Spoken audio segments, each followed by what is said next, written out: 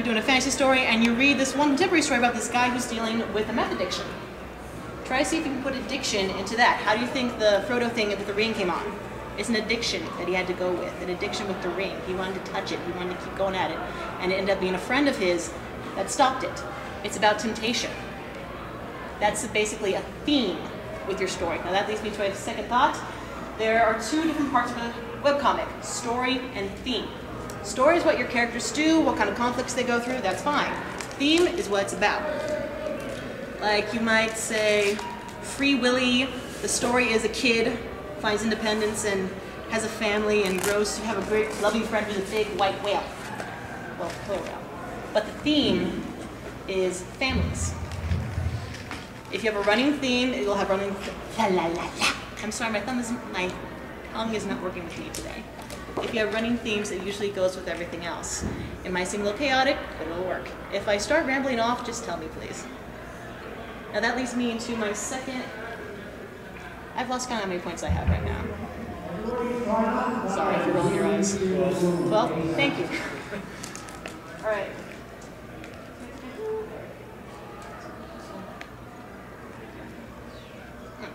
All right. Another point I want to make. Each webcomic has a main character.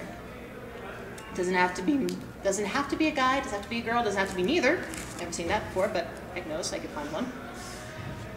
Your main hero can have a very big problem. It could be a Sue. This is a section of the panel I call So Sue Me. Do any of you know what a Mary Sue is? Yes. How many of you have encountered a Mary Sue either in a webcomic or somewhere else? You've got, yes. All right, there are typical traits of a Mary Sue or a Marty Sue or a Gary Sue. It's a little variation on that. They are perfect in every way. They either have a tortured past or a perfect past. They can do no wrong, and for some reason, everybody loves them. This is unfortunately true in many animes, webcomics, all fiction I've seen, and also unfortunately not true in real life. It does not happen. Sometimes working from life is the best thing you can do. How to see if a character you've created is a Mary Stu, Marty Stu, Gary Grew, whatever. Litmus tests. Go online, Google Mary Stu litmus test, and you'll find plethoras of good little tests you can take for your character to see how much of a Sue or Stu they are.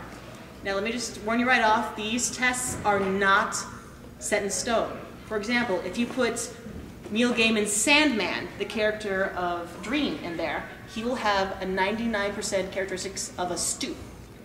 But that's different. It's a situational kind of thing, you gotta use your own gut with it. And whoops! Or heart. Or heart. Gallifreyan, there you go. And figure out what you think is best. Remember, you don't have to take anyone else's advice. You can just forget what everyone else says and just write this for yourself, which is all right.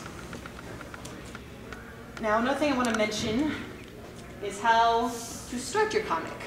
I already said don't start off with the biggest bang you can think of and move on. This is talking about character. I've seen this with animes, I've seen this with mangas, I've seen this with a lot of little fan fiction. Don't introduce 20 characters at once and expect us all to remember them, especially if their only difference is their eye color and hair color. I've seen it many times, it is scary.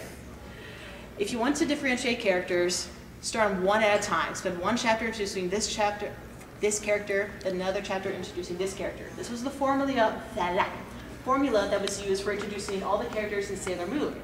If you know that first you start off with Sailor Moon, then you bring in the cat, Luna, that's her name, and then you go with Sailor Mercury. And then after that, it's Ray. I can't even remember this stuff from 5 years ago. So yes. Jesus. I know, they need to start screaming at the top of their lungs like I am. Oh, that'd be lovely. But yes, start your characters one at a time. You try to do it all at once, people are going to get confused. In your head, they might all be separate, they have their own separate personalities, but when you're reading it line by line, or picture by picture, it's going to get confusing really fast. Especially if you're working with another artist and you're just the writer. Now let's see.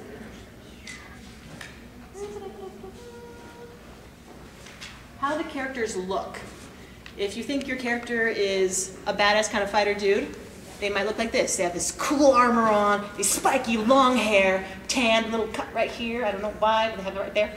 Little slash right here, maybe an arm's gone, or an eye, call him Lucky. Has a metal leg. Yes, I said it. And Harry's a big ass sword. Sorry, I said ass. I said it again. And for some reason, this guy is the best fighter in the world. Why would the person be wearing this gaudy as criminy armor if it doesn't work? And why would he have long flowing hair if when he steps through the fire, it gets caught on fire? This is why I hate that scene in Final Fantasy VII of Sephiroth going through the fire. He'd be burnt to a crisp. But Sephiroth has his own epicness, and therefore he negates the fire on his own person.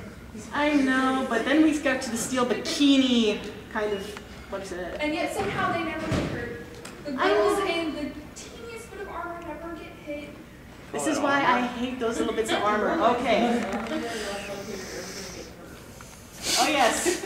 Like if it's a girl in full boy armor, she's gonna be right there. Oh. But if it's a girl in skin bikini, they're not expecting this. Yes, Googling your assets is really gonna work, but it doesn't work if you're getting shot at. Well, it depends what kind of warrior you're going at. If you try to wear a steel bikini in Iran, I don't know what's going to happen. All right, as I was saying, let the character's look reflect what the character is. For example, if the character comes from, I don't know, I was going for it anyway, a Middle Eastern type of setting, one, research what kind of clothing they would wear. For example, if you're from the Middle East, you're not going to be walking around in a steel bikini, or a thong, or whatever the heck guys wear it out there. You're going to be wearing full dress, and you're not going to have hot metal armor on you. You don't want to cook yourself like a turkey. You're going to be using lightweight, hardened leather armor. You're going to do research into this, and you're going to find out that, hey, guess what? There's a reason why they don't have big honking swords that are straight like the freaking thing of Sephiroth. They have scimitars for, sailor scimitars for a reason, I'm sorry. Research the weapons, research the kind of culture they have. You know what? You'll find out that maybe in this kind of culture that you might make up or base it on, they have reverence for women. How would that be put into their love life if they have one? How would they rescue damsels in distress if they're not allowed to touch a woman until they reach age of 21? Put in cultural ticks there. Also, if a guy, let's say it's a guy character, has long hair, what does it mean? Like a Native American society, if you have long hair, it's pretty much that's you. And when you cut it off, you have to either keep it or burn it. It cannot be put anywhere else. I don't exactly remember the cultural bits of it, but there's slight cultural bits that you can stick into your webcomic to make it more you, make it more of your world. And basically, this is putting your brain into creating a universe here. I know it's getting boring, but I'm trying to keep it upbeat. No, but I mean, if you're trying to make your own world, why would you pull in stuff from ours if you're just making your own fantasy world? Well, it gives you a basis on what people do in this culture, and you can make it different for that one. For example, the world of Middle-earth was also based off Celtic mythology. I know Elven was based off Celtic speech, or somewhere in there. And a lot of things were, you find a lot of stuff based off everything. For example, let me think. Journey into the West. That is a very big thing. It's basically the 4 people from the middle, go through China searching for a scroll. It's been done to death in Sayuki, Gensoman Sayuki, Padlero Sayuki, Journey to the West, Monkey King. These are all small little details of culture you can put into your own comic. I'm getting way off topic here, and I'm sorry about that. Now, let's say your character's female. Would your female character be a princess secluded in a tower, has everything brought to her, but oh, she's a spitfire. She wants to go out and join the soldiers. She wants to ride an army. Why would she ever do that? If she has everything garnered to her,